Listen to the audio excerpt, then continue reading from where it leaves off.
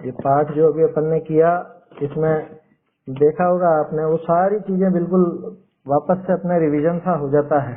इसलिए हर रविवार को जो अपन ये पाठ करते हैं, है ना, इसको कोई बला नहीं समझे है ना, कि अरे ये क्या बार बार पाठ करना। आमनाय भी शास्त्र अभ्यास का अंग है, वो जरूरी है, उससे वो दोहराव हो जाता है, चिंतन बनता है, याद करने में भी सहायता मिलती है, यही विषय। तो अपन देख रहे थे 94 नंबर का छंद अपना चल रहा था, है ना। कल मैंने आपसे कहा था कि इसके अंदर एक सुधार संभव है, और वास्तव में है। वो जो प्रज्ञे लिखा ना, प्रज्ञे, इसकी जगह हो जाएगा प्रज्ञैव। ज्ञ में बड़े एक ही मात्रा और व, ये मैंने हस्तलिखित प्रति में भी देखा, और दूसरी जो छपी हुई है प्रभा चंद्राचार्य की, उसमें भी देखा। तो ये प्रज्ञैव है। तो ये पकड़ में कैसे आया कि अनुष्टुप छंद 8 अक्षरों का होता है, ये 7 ही अक्षर बन रहे हैं।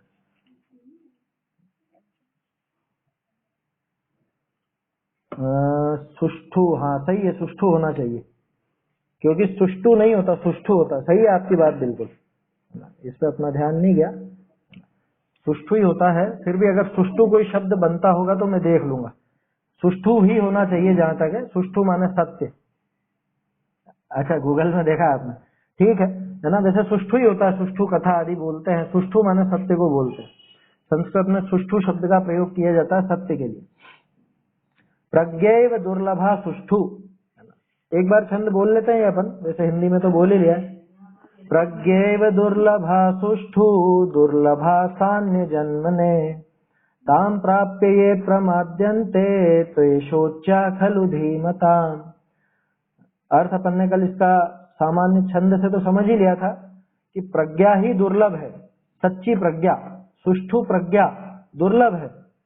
और फिर वो अन्य जन्म के संबंध में बुद्धि, वो तो और ज्यादा दुर्लभ है, दुर्लभ से भी ज्यादा दुर्लभ। और गजब की बात है, जिनको वो बुद्धि मिल गई हो, अगर वो जीव प्रमाद करें, वास्तव में बहुत शोचनीय दशा है। हाँ, प्रज्ञैव, बड़े की मात्रा और व, प्रज्ञे के स्थान पर प्रज्ञैव कर लीजिए। चलिए अर्थ पढ़ते हैं, अर्थ और भावार्थ देखना है अपने को अभी। संसार विषय विचार रूप बुद्धि होनी ही दुर्लभ है। पहली बात तो विचार रूप बुद्धि होना ही दुर्लभ। क्यों? अरे देखो ना, संगीपना जहां मिलता है वहां पर ये विचार चल सकता है। संगीपना हो वहां ही वो विचार संभव है। प्रज्ञा एव दुर्लभा, प्रज्ञैव दुर्लभा, प्रज्ञा ही दुर्लभ है पहली बात। चींटी वगैरह के प्रज्ञा नहीं होती, है ना, मधुमक्खी के, मच्छर के प्रज्ञा नहीं होती। असंगी पंचेंद्रीय जीव तक की जो बुद्धि होती है, दिमाग होता है, ज्ञान होता है, उसको प्रज्ञा नहीं कहा जाता। क्यों? हित अहित का जरा भी विचार नहीं है, ऐसा समझना। संसार विषय विचार रूप बुद्धि होनी ही दुर्लभ है। बहुरी परलोक के अर्थ ही सो बुद्धि होनी अति दुर्लभ है। ऐसी बुद्धि पाकर भी परलोक का विचार कर सकें, ऐसी बुद्धि होना और ज्यादा दुर्लभ। पहली बात तो वो संगी पंचेंद्रियपना दुर्लभ। उसके बाद परलोक के लिए वो बुद्धि का उपयोग करना, अपना परलोक सुधारने के लिए, अपना आगामी काल सुधारने के लिए उसका उपयोग करना, ये तो और ज्यादा दुर्लभ। देखते तो हैं अपन लौकिक जीवन में भी कितने लोग हैं जो थोड़ा भी विचार करते हैं अपने भविष्य के लिए। भविष्य के लिए मतलब इस भव के लिए नहीं, अगला भविष्य, आगे का भविष्य, उस भविष्य के लिए कितने लोग विचार करते हैं? कोई विचार नहीं करता। बस अभी का ही खाना पीना हो जाए, अभी विषय भोग लेवे, अभी ही सुख साधन इकट्ठे कर लें, इसी में बुद्धि दौड़ती है बस। या अभी कोई रोग है तो उसी को मिटाने के लिए बुद्धि दौड़ती है। अनादिकालीन जो मिथ्यात्व का रोग चला हुआ है, जिससे भविष्य में भी जन्म मरण धारण करने पड़ेंगे, उसके बारे में कहाँ विचार चलता है? तो क्या कह रहे हैं? बहुरी परलोक के अर्थ सो बुद्धि होना अति दुर्लभ है। बहुरी तिस बुद्धि को पाई करी जे प्रमादी रहे हैं, ते जीव ज्ञानवानों के सोचने योग्य है। यहाँ सोचने योग्य का अर्थ जैसे अपन सोच विचार करते हैं वो नहीं है। सोचने योग्य माने बिल्कुल शोचनीय है, जिसके शोक होवे, जिसके बारे में सोच करके, शोक माने वो दुख वाला शोक, है ना, जिसके बारे में सोच करके चिंता हो, जिसके बारे में सोच करके दुख हो खुद को, ऐसी स्थिति है कि ज्ञानी जन ज्ञानवान जीवों के लिए तो वो दशा शोचनीय है। शोचनीय माने बिल्कुल उसको सोच सोच करके ही खेद हो, दुख हो, ऐसा है। क्यों? कि अरे देखो इसको ये बुद्धि मिली थी, इसको ये बुद्धि मिली थी, लेकिन इस मूर्ख ने ये बुद्धि गंवा दी, ये व्यर्थ ही इसने गंवा दी और अपना पूरा जीवन निकाल दिया इसने। व्यर्थ गंवा दी का क्या मतलब? कि आगे इसने कोई उपयोग नहीं किया। लोगों को लगता नहीं है कि वो व्यर्थ गंवा रहे हैं उस बुद्धि को। कह रहे कैसी बात कर रहे हो, हमने डॉक्टरेट कर ली, हमने इंजीनियरिंग कर ली, हमने और कुछ काम कर लिए, सीए कर ली, एमबीए कर ली, हमने कहाँ बुद्धि कमाई? कह रहे तूने इस भाव के लिए ही सारी की सारी बुद्धि लगा दी, जितना मिला था वो सब इस भाव के लिए लगा दिया। अगले भाव का कुछ विचार ही नहीं किया, अगले भाव में आगे क्या होगा क्या नहीं होगा, कैसी दुर्दशा होगी या नहीं होगी, या कैसे उस दुर्दशा से बचूं, इसके बारे में कहाँ विचार किया। अनादिकाल से जो रोग लगा हुआ है उस रोग का विचार कहाँ किया? ज्यादा से ज्यादा इस रोग का विचार कर लेते हैं अपन। क्या विचार करते हैं? ऐसा ऐसा कर लो, ऐसी दवाई ले लो, ऐसा काम कर लो, ये टीका लगवा लो और ये हो गया, बस इतना तो विचार चला। लेकिन अनादिकाल से वो जो जन्म मरण का रोग लगा हुआ है, वो जिस मिथ्यात्व के कारण, उस मिथ्यात्व के नाश का कहाँ उपाय? अपने आत्म स्वरूप में जो असावधानी रही, आत्म स्वरूप को जो नहीं पहचाना अनादिकाल से, जिस कारण से दुख उठाने पड़े हैं, उसको जानने का क्या प्रयास किया? अरे साहब समझ में नहीं आती। इतनी बुद्धि तो मिली है तुझे, कितनी बुद्धि मिली है कि जो आसानी से हर एक जीव को नहीं मिलती। हर एक को छोड़ो, आसानी से जो अनंत जीवों को नहीं मिली, गिने चुने जीवों को जो बुद्धि मिली है वो तुझे मिली थी। मनुष्य कितने हैं? गिनती पर आते हैं, गिनती पर 29 अंक प्रमाण, अंकों में जिनकी संख्या है असंख्य भी नहीं, ऐसे मनुष्य। आप कह सकते हो देव नार की तिर्यंच भी तो है, उनको भी तो गिन लो भले, लेकिन वहां पे आत्म कल्याण का वैसा काम नहीं हो सकता जैसा मनुष्य पर्याय में होता है। और दूसरों की बात क्यों करें? हम कौन है? हम तो मनुष्य है ना, अभी मनुष्य भव है ना, तो मनुष्य की बात करें। कितने हैं मनुष्य? बाकी सबको जाने दो एक तरफ, अनंत जीव एक तरफ और दूसरी तरफ ये 29 अंक प्रमाण, इतने मात्र को ये प्रज्ञा मिली है। और उसमें भी सभी मनुष्यों को वो आगामी का विचार हो सके ऐसी बुद्धि नहीं रहती। तो तुझे तो ये सामर्थ्य मिली थी, तुझे तो ये अवसर मिला था, तुझे तो ये संयोग मिले थे, इसके बावजूद तू इसमें प्रमाद करता है, तो ये तो धीमताम बुद्धिवान जीवों के लिए शोचनीय दशा है। बिल्कुल उनके लिए शोचनीय विषय है, शोक का विषय है, दुख का विषय है।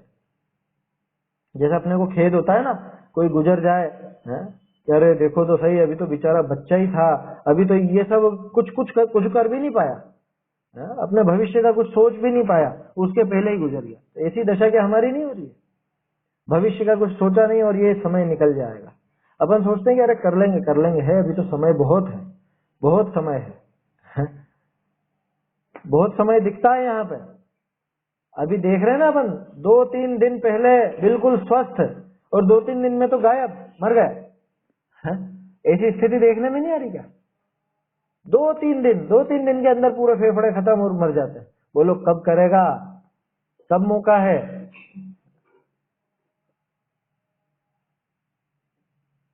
हाँ, तो 2-3 दिन तो अभी वर्तमान की मैं बात बता रहा हूँ, जिसको अपन सोचते ना कि अरे देखो अभी 3 दिन पहले तो बात ही हुई थी। हाँ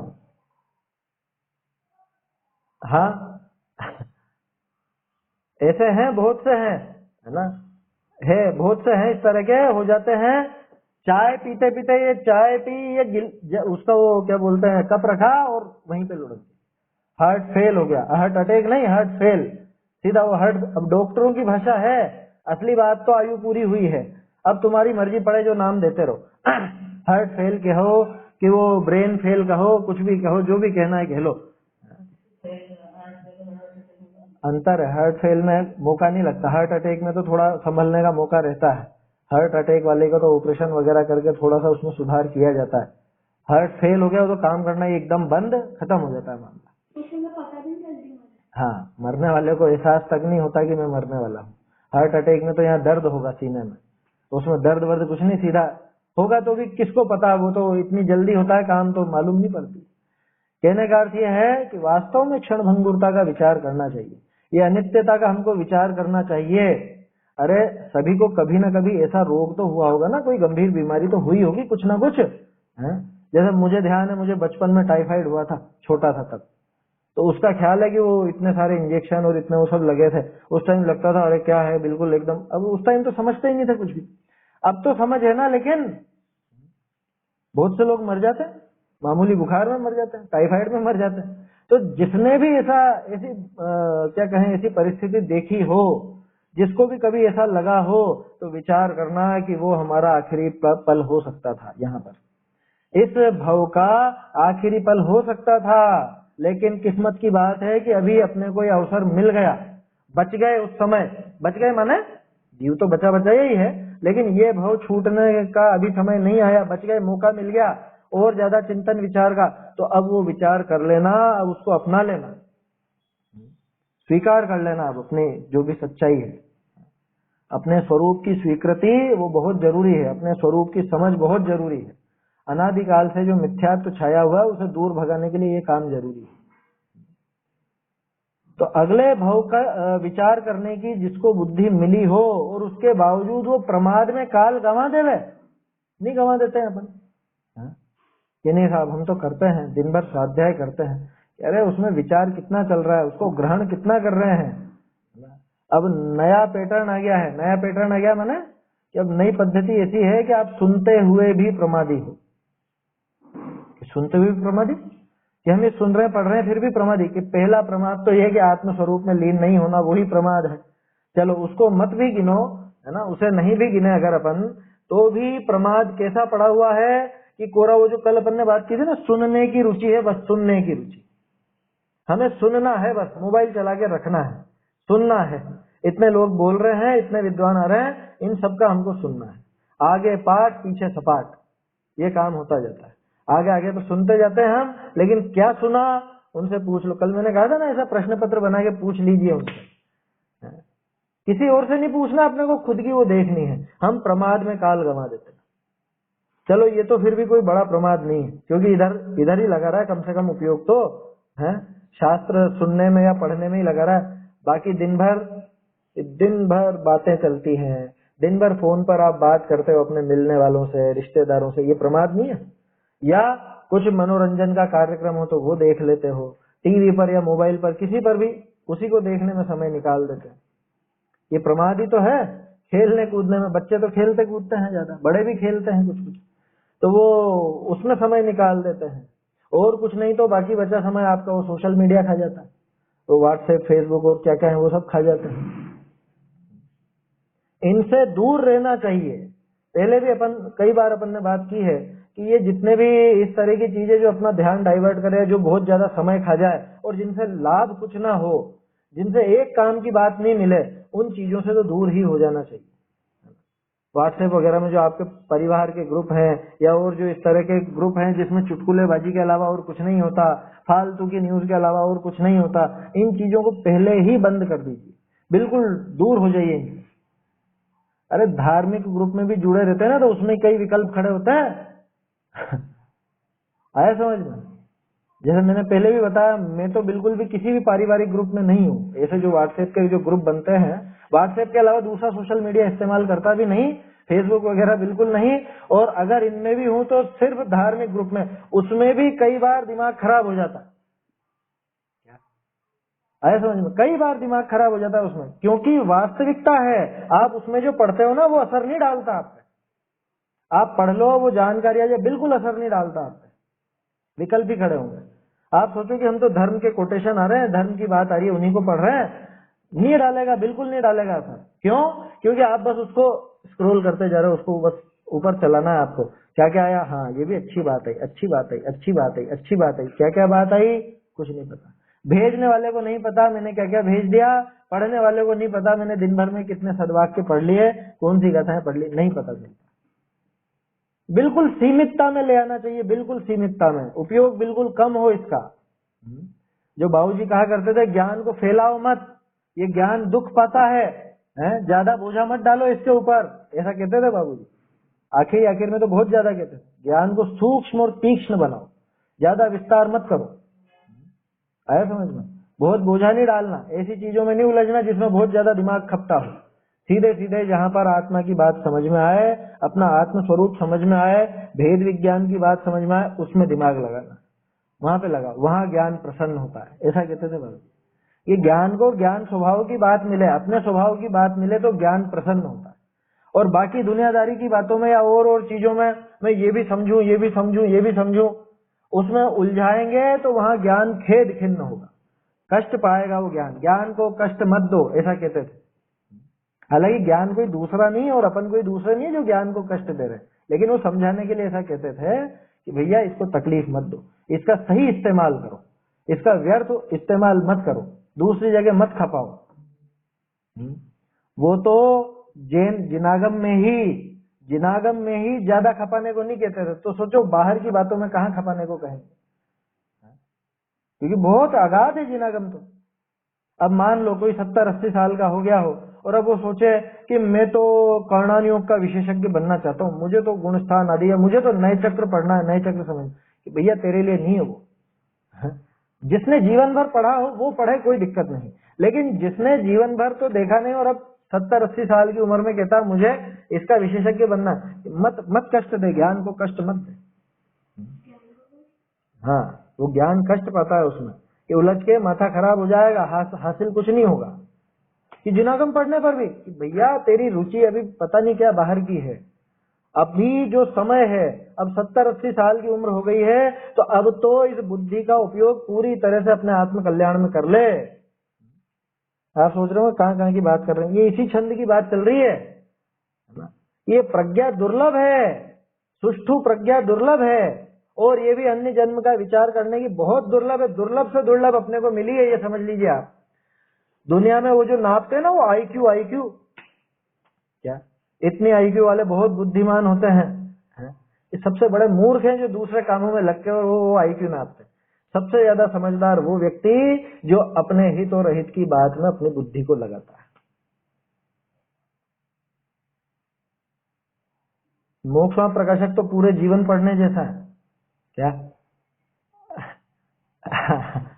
हाँ, मोक्ष प्रकाशक श्रेष्ठ ग्रंथ है, आप वो साथ में चलते रहने दीजिए, उसके साथ और जो चलाना वो चलाइए। क्या अलग से पढ़ने का भी भाव हो तो मोक्ष प्रकाशक मत छोड़िए, क्योंकि अगर वो संजीवनी बूटी साथ में नहीं रहेगी तो वो आप समझ लीजिए वो अपेक्षाएं, वो किस तरह से क्या कथन किया गया वो नहीं समझ पाएंगे। अगर आपने 2-4 साल में प्रारंभ किया है पढ़ना, आपने अभी आप लगे हैं, तो आपको मोक्ष मार्ग प्रकाशक श्रेष्ठ ग्रंथ है, वो छोड़ने जैसा नहीं है। आया समझ में?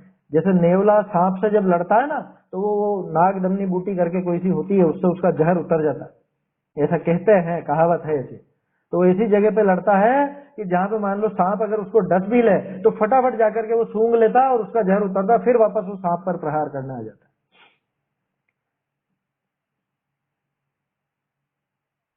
हाँ, रुचिकर तो सभी हैं, सारे ही ग्रंथ रुचिकर हैं। आया समझ में? समय सार जी को समझने के लिए प्रवचन रत्नाकर बहुत अच्छा है, लेकिन चक्कर वही पड़ेगा, समय सार में अपेक्षाओं में आप उलझ जाएंगे अगर मोक्ष प्रकाशक आपको ख्याल में नहीं है तो। निश्चय व्यवहार का स्वरूप ख्याल में नहीं है तो आप 100% उलझ जाएंगे। वहीं पर आपको रागादि का कर्ता जीव को भी बताया, और रागादि का कर्ता जीव नहीं है ऐसा भी बताया। अब निकालो इसका अर्थ, मोक्ष प्रकाशक के बिना नहीं निकाल सकते।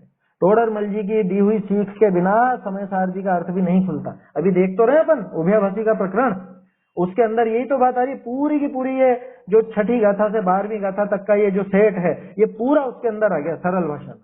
टोडरमल जी ने उन गाथाओं का नाम भले ही नहीं लिया हो, हर एक का लिया तो है लेकिन प्रत्येक का नहीं लिया हो, लेकिन वो पूरा का पूरा सार उसमें आया हुआ। मोक्ष प्रकाशक तो छोड़ना ही नहीं कभी भी। आया समझ में? मोक्ष प्रकाशक तो ऐसा है कि कभी नहीं छोड़ना, पूरा हो गया फिर से चालू कीजिए। अपेक्षाएं अगर आपको समझनी है तो नहीं, मैंने कुछ सरल नहीं बना, सरल ही है वो तो। वास्तव में मोक्ष प्रकाशक ऐसा है नहीं कि उसको समझने के लिए भी प्रवचन करने पड़े या कुछ ऐसा। वो तो ठीक है, चर्चा कर लेते हैं अपन। मोक्ष प्रकाशक जैसा सरल ग्रंथ नहीं मिलेगा आपको, ये मैं कह रहा हूँ। उससे सरल नहीं मिलेगा, उसमें कोई झोल नहीं है ऐसे। वो अगर कहीं पे कुछ गड़बड़ भी है तो वो इस वजह से कि वो अनुवाद अपन देखते हैं तो उसमें अनुवादक का पुट हावी हो जाता है, मूल जो टोडरमल जी का वो पुट गायब हो जाता है, एक बात। दूसरी बात, कहीं कहीं पर कुछ अशुद्धि रह जाती है तो वो भाव बदल जाता है, बाकी और कोई ऐसी विशेष बात नहीं। अगर आप ढूंढारी समझते हैं और मोक्षमा प्रकाशक ढूंढारी में पढ़ने का दम रखते हैं तो आपको उससे सरल कोई चीज नहीं लगेगी। जो अपेक्षाएं उन्होंने खोली हैं और जिस ढंग से खोली हैं वैसा नहीं मिलेगा।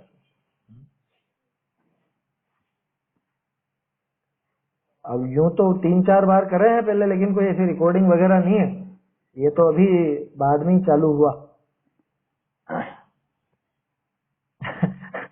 वो तो देखेंगे समय आने पर बाद में, है ना। 7वें अधिकार से जरूर वो पहले ऑडियो रिकॉर्डिंग जरूर हुई थी पहले, है ना। 7वें अधिकार से चालू किया था, 7वां 8वां 9वां अधिकार पूरा पहले हो चुका है। मतलब वैसे तो 3-4 बार हो गया, लेकिन रिकॉर्डिंग पहले हुई थी। खैर, जो अभी अपन देख रहे हैं ये और विशेष रूप से अपन देख रहे हैं ढूंढारी से और इसको मिला करके जो देख रहे हैं। खैर वो तो समय आने पर जैसा भी है, बाद में भी बनेगा ऐसा तो बनेंगे, करेंगे उस तरह से। अभी तो खास चीज ये है कि ये दुर्लभ प्रज्ञा हमको मिल गई है ना, ये भली बुद्धि मिल गई है, अच्छी बुद्धि मिल गई है, तो इसका उपयोग कर लेना चाहिए। क्यों कह रहे हैं बार बार ये, है? क्यों कह रहे हैं उपयोग कर लेना चाहिए? क्योंकि जिस वस्तु का उपयोग नहीं किया जाता वो वस्तु बाद में मिलती नहीं है। ये साइंस का सामान्य नियम है, बायोलॉजी का। क्या बायोलॉजी का नियम है ये? बायोलॉजी वाले क्या बताते हैं कि मनुष्य के पहले पूंछ थी, उस पूंछ का कोई उपयोग नहीं रहा तो धीरे धीरे वो पूंछ झड़ गई, है ना। अब हालांकि वो तो सारा का सारा सिद्धांत उनका गड़बड़ है, अपन तो सिर्फ उसको एक उदाहरण के रूप में ले रहे हैं कि जो चीज काम की नहीं होती ना वो झड़ जाती, खत्म हो जाती है, वापस नहीं मिलती। अरे सीधा सा है, मशीन है ना, मशीन, किसी मशीन का आप उपयोग नहीं करो तो क्या होता है, जाम हो जाती है ना, जाम हो जाती है, बाद में ढंग से काम नहीं करती।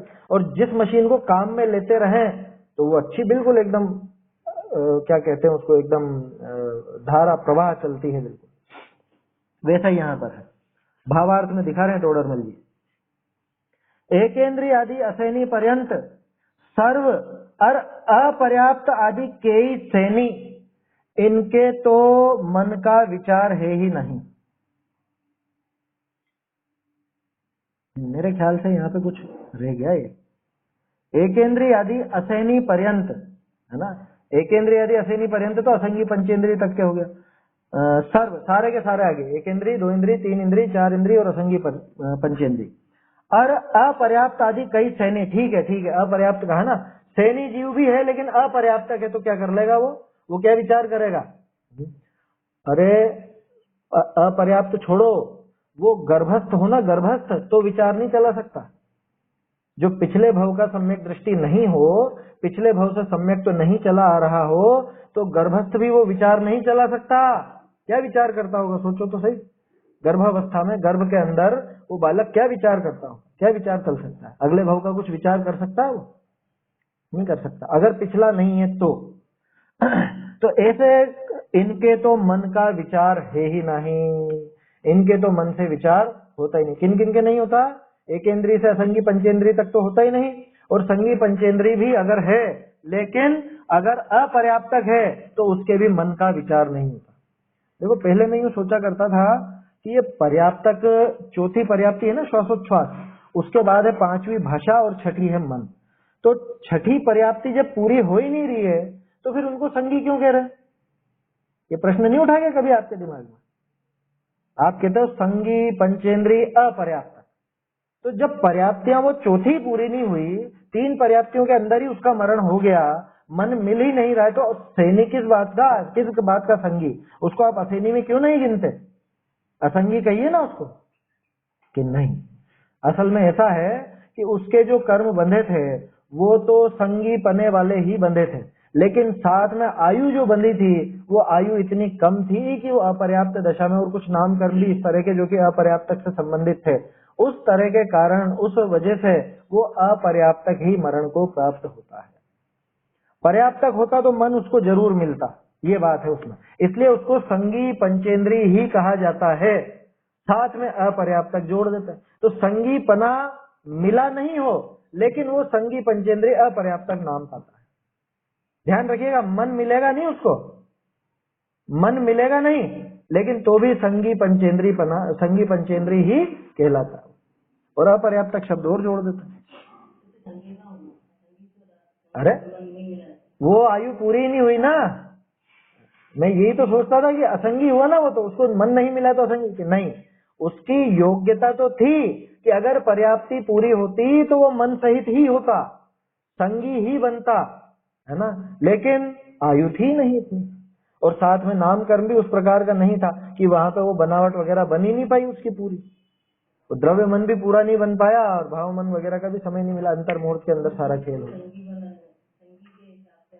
हाँ, जीव संगी पने के हिसाब से ही आया था, संगी पना ही उसने पिछले भव में बांधा था, लेकिन साथ साथ वो अपर्याप्तक पना भी उसके बंध गया कुछ ऐसे विपरीत परिणामों के कारण, तो अपर्याप्तक रह गया। तो बोलो मन का प्रयोग करेगा कि नहीं करेगा, कि मन मिला ही कहाँ जो प्रयोग करे। इतनी तो आयु ही नहीं है उसकी जो वो विचार कर सके।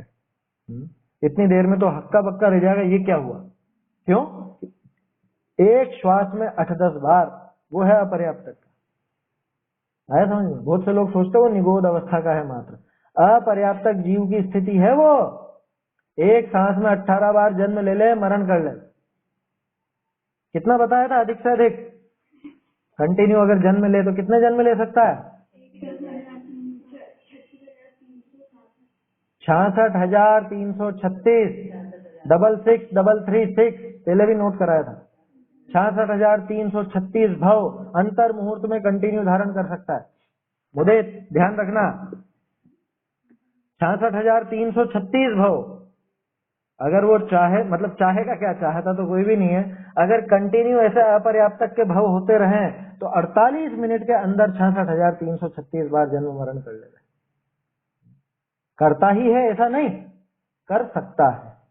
एक सांस में 18 बार जन्म मरण कर लेता हो ऐसी बात नहीं है, वो गिनती बताई है कि इतनी तीव्रता से जन्म मरण होता है कि एक सांस में 18 बार जन्म मरण कर सकता है, और उसके आप जोड़ लगाओगे ना तो वो 66,336 आ जाएगा।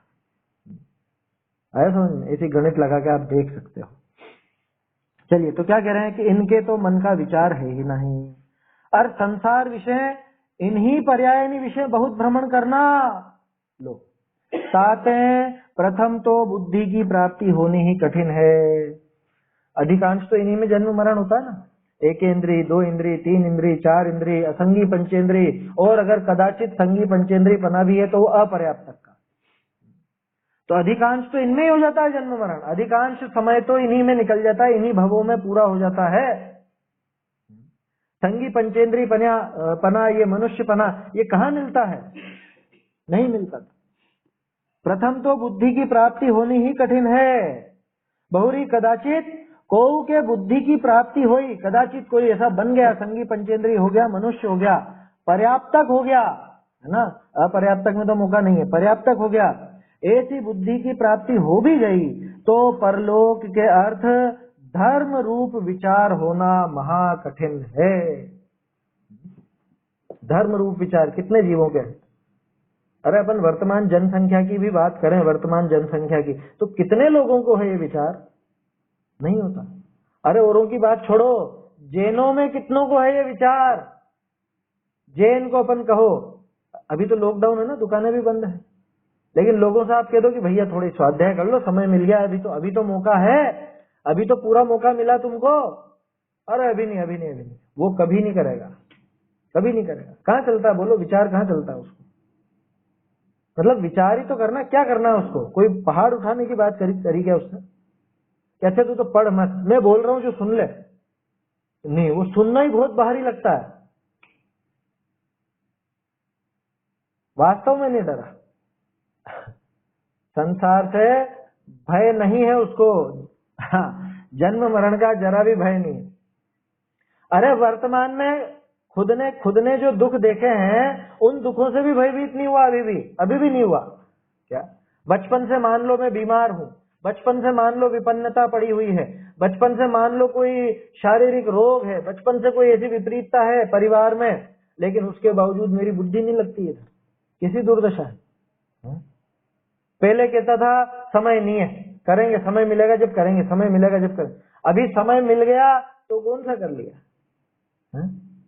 समय मिल गया तो भी विचार नहीं करता, किसी दुर्दशा है जीव की, सोचो तो सही।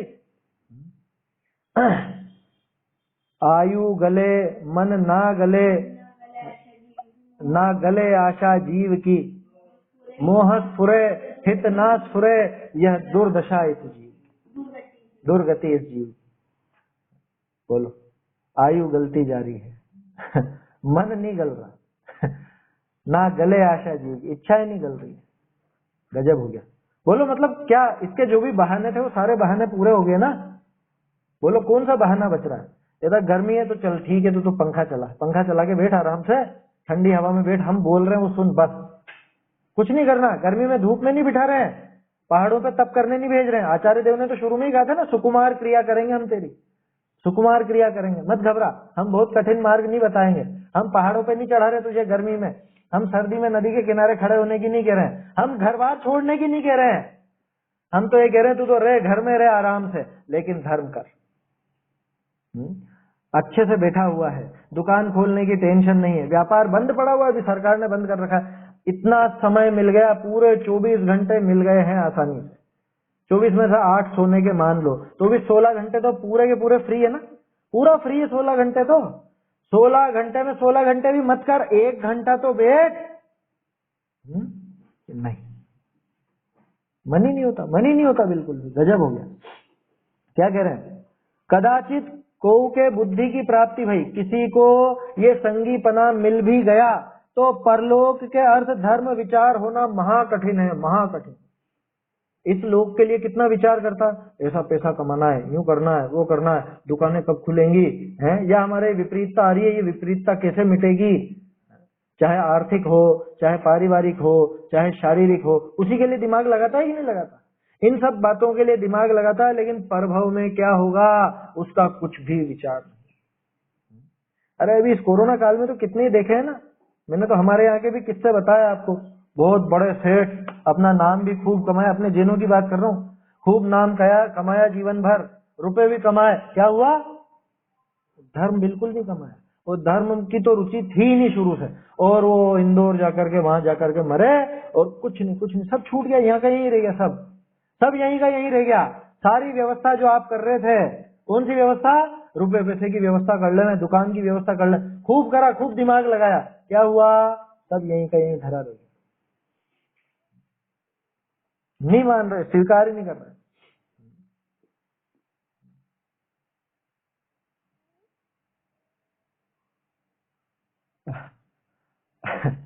देखिए, इष्टोपदेश में छंद आता है क्या? वो पेड़ पे चढ़ा हुआ है, कहाँ पे? जंगल के बीच में, और जंगल को जलते हुए देख रहा है, अरे वो पेड़ जल गया, वो पेड़ जल गया, वो पेड़ जल गया। खुद कहाँ बैठा है? उसी जंगल में एक पेड़ के, मतलब बीचों बीच में एक पेड़ के ऊपर बैठा हुआ है। वो आग खुद की तरफ आती हुई नजर नहीं आ रही है इसको, है? ये जल गया, ये जल गया, ये जल गया, वहां भी आग लग गई, वहां भी आग लग गई, यार अभी तू भस्म होता है चुटकी भर में। इतना विचार नहीं चलता। तो अभी अपन ने देखा ना, जिसको कभी जीवन में कुछ ऐसी बीमारी हुई हो या कोई रोग हुआ हो, तो विचार करो कि मौत को इतने नजदीक से अपन ने देखा, उस समय भी मर सकते थे, नहीं हो सकता था क्या? नहीं हो सकता था मरण। मान लो कदाचित कभी एक्सीडेंट हुआ हो आपका, है ना, हुआ हो सकता है, मैं नहीं कह रहा हूँ कि हो गए लेकिन हो सकता है हुआ हो, तो वहां विचार करो कि क्या होता, मान लो उस दिन मर भी सकते थे। तो भैया अब सचेत हो जाओ, यूं समझ लो कि उस दिन के बाद एक्स्ट्रा जीवन जी रहे हैं अपन आया समझ में? एक्स्ट्रा जीवन जी रहे।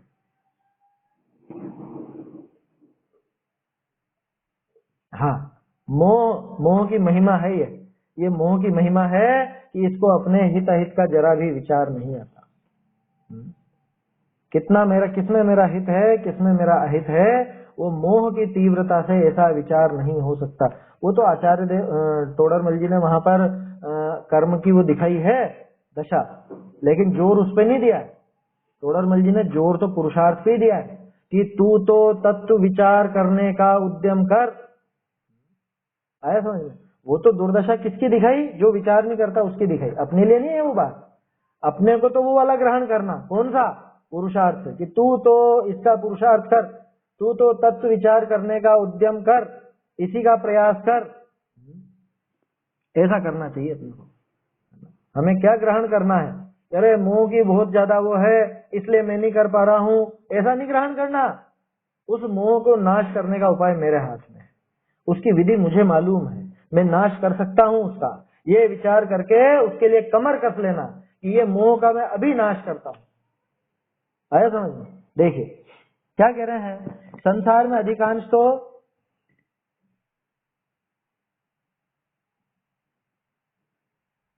हाँ हाँ सही है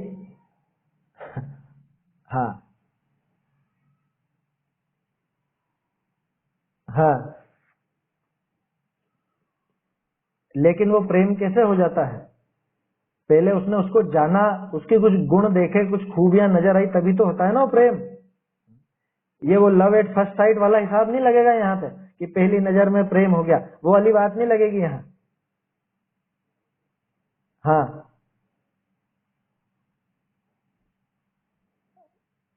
नहीं नहीं नहीं नहीं नहीं, ऐसा नहीं है। पुरुषार्थ तो होगा, है ना, पुरुषार्थ तो होगा, अपने आप होगा। यहाँ यूं समझना कि वो पुरुषार्थ भी सहज पुरुषार्थ है, इसलिए ऐसा कह दिया कि वो जैसे सहज रूप से प्रेम हो जाता है। तो प्रेम भी हुआ तो जान करके हुआ ना, मतलब उसके कुछ गुण जाने, कुछ अच्छा लगा, उसके उसमें कुछ गुण नजर आए, तभी तो प्रेम हुआ उससे। तो ऐसे ही आत्मा के गुणों को जाना, आत्मा के स्वरूप को जाना, जाने बिने का श्रद्धांत तो गधे के सींग के समान है। तो बिना जाने का प्रेम भी ऐसा ही है।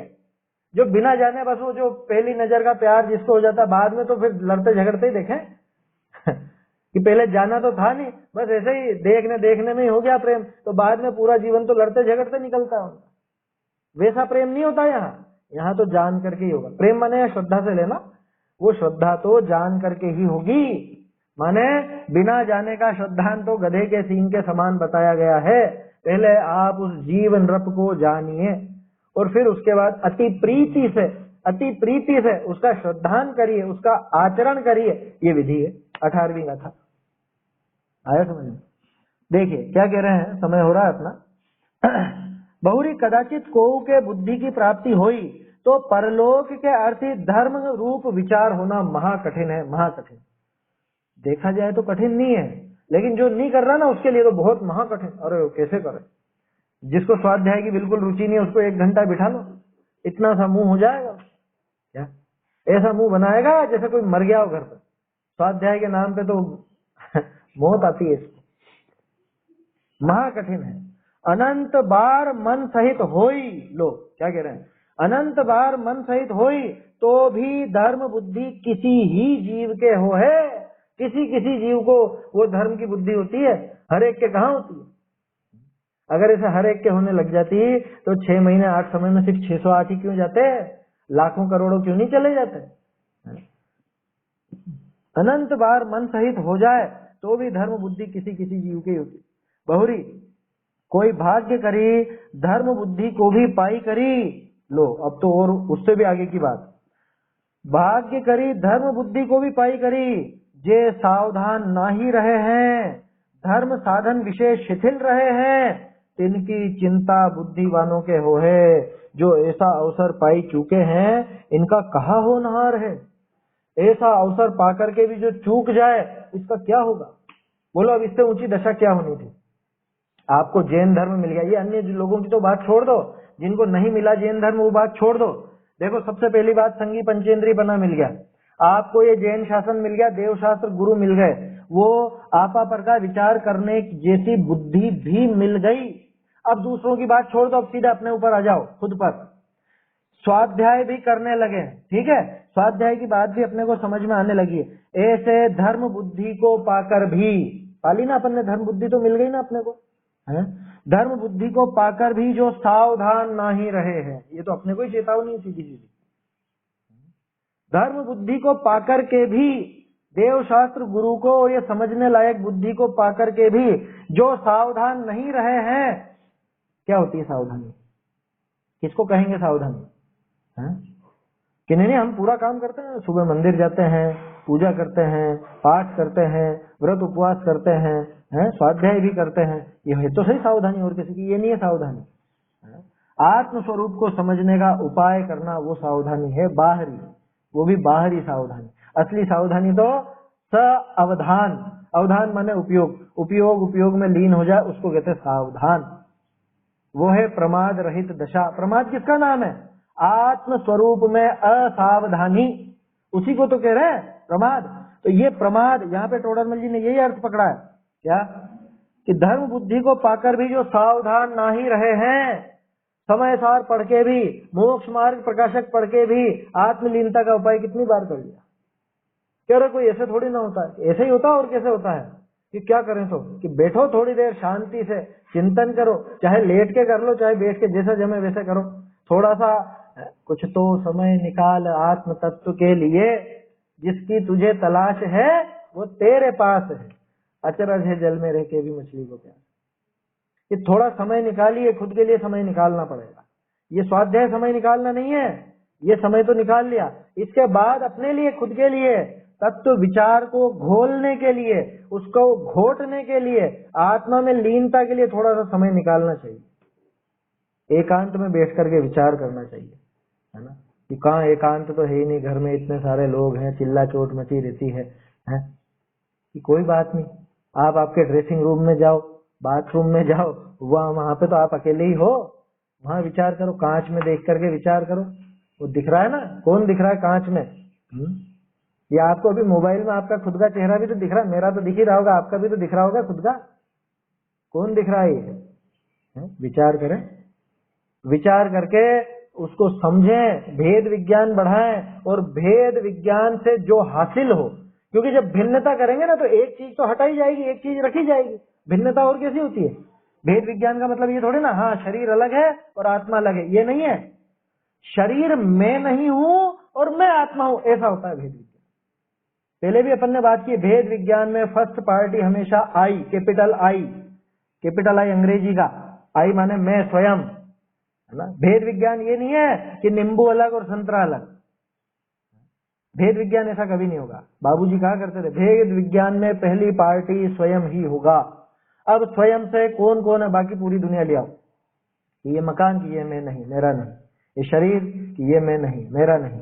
अब ये सारी बातें तो कर ली, अब जो मैं, जो सार निकला ना कि ये मैं हूं, तो अब उसको ग्रहण करें, उसको ग्रहण करें।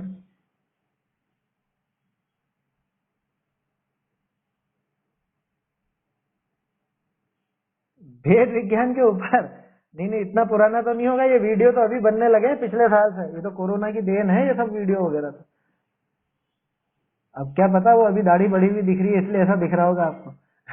चलिए, तो क्या कह रहे हैं, होगा तो वो साल भर का ही होगा, कोई गोष्ठी वगैरह। भेद विज्ञान की पराकाष्ठा, शायद उसकी आप बात कर रहे हैं, भेद विज्ञान की पराकाष्ठा करके है एक विषय था। हाँ, वो भेद विज्ञान की पराकाष्ठा वाला है, पिछले साल कोई गोष्ठी में था वो, है ना। नहीं उतना का मुझे तो ऐसा कुछ भी नहीं लग रहा। वो अलग लोकेशन थी कुछ, उसमें शायद बैकग्राउंड ऐसा नहीं होगा, इसलिए कुछ ऐसा दिख रहा होगा आपको। खैर देखिए, यहाँ तो खास बात यह है, धर्म बुद्धि को पाकर के भी जो सावधान नहीं रहता, धर्म साधन में शिथिल रहता। क्या है अब और धर्म साधन, कौन सा धर्म साधन कर ले?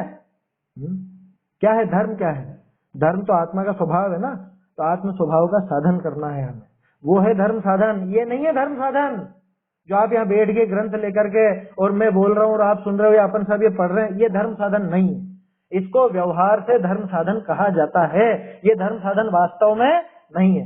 भगवान के दर्शन करना, पूजा करना, व्रत उपवास आदि, ये धर्म साधन नहीं है। लोगों को विश्वास ही नहीं होगा, भरोसा ही नहीं हो, अरे क्या बोलते हैं, धर्म साधन नहीं है ये नहीं है, 100% नहीं है। पढ़ रहे ना अपन उभयभाषी मिथ्या दृष्टि के प्रकरण में, ये नहीं है। असल में धर्म साधन है ही नहीं वो। धर्म कहाँ है जो उसका साधन होगा? कि धर्म यहाँ है, तो धर्म यहाँ है तो उसका साधन भी तो यही होगा ना। उसको साधा जाएगा तो उसका साधन होगा, ये समझिए। धर्म साधन में जो शिथिल रहते हैं, तिनकी चिंता बुद्धिमानों को होती है कि जो ऐसा अवसर पाई चुके हैं, अब टॉप पर आ गया, बिल्कुल टॉप पर, इससे ज्यादा ऊंची दशा नहीं मिल सकती आपको। कोई सोचे कि अरे चौथे काल में होते तो मजा आ जाता। क्या मजा आ जाता? चौथे काल में क्या ये चीजें नहीं थी क्या, या अभी नहीं है क्या? उस टाइम पर जो काम करना था वो काम तो अभी भी किया जा सकता, बल्कि ऐसा है कि जिसने अभी कर लिया वो काम, वो चौथे काल वाले से पहले मोक्ष पहुंचेगा। क्यों? क्योंकि उसने तो सारी सुविधाओं के बीच में रह करके किया। और सुविधा किस बात की? कोरा एक समोसरणी तो है, और क्या है? तो समो शरण में जो बात आती है वो तो हमको मिली गई ना, भले डायरेक्ट भगवान के मुंह से नहीं मिली वो अलग बात है, लेकिन वो बात तो मिली है ना। साक्षात भगवान के मुंह से सुनकर के जो आए हैं ऐसे कुंद कुंदाचार्य, साक्षात भगवान के मुंह से जिन्होंने सुना, उन गणधरों से जिन्होंने सीखा है, और उन आचार्यों की परंपरा में जो हुए ऐसे अमृतचंद्र आदि आचार्य, और साक्षात उन ग्रंथों को पढ़ने वाले और अपनी बुद्धि को समीचीन करने वाले ऐसे तोड़रमल जी आदि आचार्य कल्प, इन सबसे हमको मिल गई ना वो चीज, तो कमी कहाँ है? वहां होता तो वहां जाना पड़ता, यहाँ तो घर बैठे मिल रही है आपको, घर पे आप सुन रहे हो, है ना। मेरी बात नहीं कर रहा हूँ, ये भगवान की वाणी जो ये है आत्मानुशासन की बात कर रहा हूँ, है ना। नहीं तो आप सोचो मैं मेरी कह रहा हूँ, मेरी नहीं कह रहा हूँ। घर पे बैठे बैठे आप ग्रंथ पढ़ रहे हो ना, तो आपको साक्षात कुंद कुंदाचार्य की वाणी, गुणभद्राचार्य की वाणी ये सब मिल तो गई, अब और क्या करना है। फिर भी जो धर्म साधन में शिथिल रहे हैं इनकी चिंता बुद्धिवानों को हो है। कैसी? कि जो ऐसा अवसर पाई चुके हैं, एकदम टॉप पर आ चुका है, अब ऐसा भाई पहाड़ पे सबसे ऊपर चढ़ गया, अब जो वहां नहीं खड़ा रह पाया, वहां पे अपना काम नहीं किया, तो क्या होगा कि अब तो सीधा लुढ़क करके नीचे आएगा, क्योंकि इससे ऊपर और कुछ है नहीं। इनकी कहा होनहार है ताते धर्म बुद्धि पाई प्रमादी होना योग्य नहीं। धर्म बुद्धि मिल गई, ये नहीं कह रहे हैं देवशास्त्र गुरु पाकर के प्रमादी होना योग्य नहीं, ये कह रहे हैं धर्म बुद्धि हो गई ना तेरी, धर्म बुद्धि पाकर के प्रमादी होना योग्य नहीं है भैया, जल्दी से जल्दी अपना काम कर लो, है ना। ये मौत का जबड़ा कब ऐसा बंद हो जाए कुछ भरोसा नहीं है, इसके बंद होने के पहले अपना काम कर लो। चलिए समय हो गया, आज तो ज्यादा समय हो गया, है ना। ये छंद बोल लेते हैं और समाप्त करते हैं। सद्बुद्धि होना दुर्लभ है, अति दुर्लभ विचार पर लोग बुद्धि प्राप्त कर रहे प्रमादी, अतः ज्ञानियों को है सोच। चैतन्य का स्मरण प्रतिक्षण ही करो रे, हर के अनंत दुख को क्षण में हरो रे, अक्षय अनंत निज सौख्य निधान पाओ, गाओ